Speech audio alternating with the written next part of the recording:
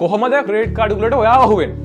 Credit card මේ හරියට කියව ගන්න. දැන් හිතන්නකෝ සාමාන්‍ය අපි කෑෂ් වලින්ම සම්පූර්ණ වියදම් කරද්දී වෙන දෙයක් තමයි මොකද හරියවා ලක්ෂයක් වුණා හම්බ කරනවා මම හිතන මාසෙට ඔන්න 10000ක් වියදම් කරනවා 5000යි 20000යි කොහොම ගිහිල්ලා වාට තේරෙන්න ගන්නවනේ මේක අතේ තියෙන කෑෂ් මෙච්චරයි හරි ඉතුරු මාසේ ගෙවා ගන්න මේ ටික තමයි තියෙන්නේ ඔන්න පේන්න ගන්නවනේ.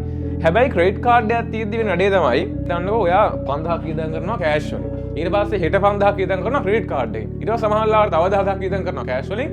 අනිත් ක්‍රෙඩිට් කාඩ් එක වියදම් කරනවා තව 2000ක්. ඔහොමම අර දෙකේම කලෙක්ෂන් එක එකතුව පොඩ්ඩ එකපාරට නෙමෙයි පොඩ්ඩ හිතන්නකෝ ඔන්න මේ මාසේ එකපාරටම ඇවිල්ලා තියෙනවා ඔයා ලක්ෂයන් හම්බ කරන්නේ ක්‍රෙඩිට් කාඩ් එකයි කෑෂුයි ඔක්කොම ඇවිල්ලා 1,10,000ක් විතර පොඩි ගාණක්.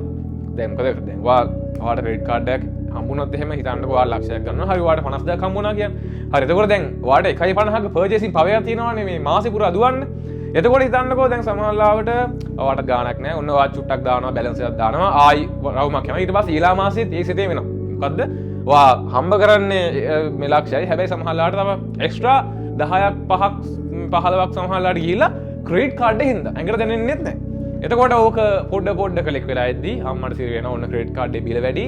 දැන් කොහොමද ගෙවා ගන්න බෑ. සාමාන්‍යයෙන් ක්‍රෙඩිට් කාඩ් එකක් ගත්ත ඕන එකෙක් මේ උගලට අහු වෙලා තියෙනවා. මම හිතන්නේ බොහොම අල්පයයි අහු වෙලා නැත්තේ. මම නම් දැනුවත් බේරිච්ච කවුරුත් නැහැ. ඉන්නවනම් හොඳයි කියන්න වෙන්නේ ඕක. හරිද? හැබැයි ඒකෙන් ක්‍රෙඩිට් කාඩ් එකක් ගන්න නැතුව ඉන්න එකත් මම මීන් කරන්නේ මාර හොඳයි කියලා. මොකද අපි මොනවා වුණත් හදිස්සියට මාක් හරි හොස්පිටල් බිලක් ගෙවා ගන්න මාර chance තියෙනවා. ඒ වගේ අවස්ථා සමහරවල් ඩිස්කවුන්ට් ගන්න පුළුවන්. සහ හිතන්නකෝ අපි සමහරවල් දැන් මාක් හරි හිතන්නකෝ අපි මාක් හරි ප්ලෑන් කරනවා නිවාඩුවක් මාක් හරි ගන්න. ඒ වෙලාවට කොහොමත් යන එක ක්‍රෙඩිට් කාඩ් එකකින් හින්දා මේ යන් හරි ඒක මං කාඩ් එකෙන් ගෙවලා පොඩි ඩිස්කවුන්ට් එකක් ගන්නවා කියලා හිතන්න පුළුවන්. හැබැයි ඕකම අනිත් පැත්තත් වෙනවා.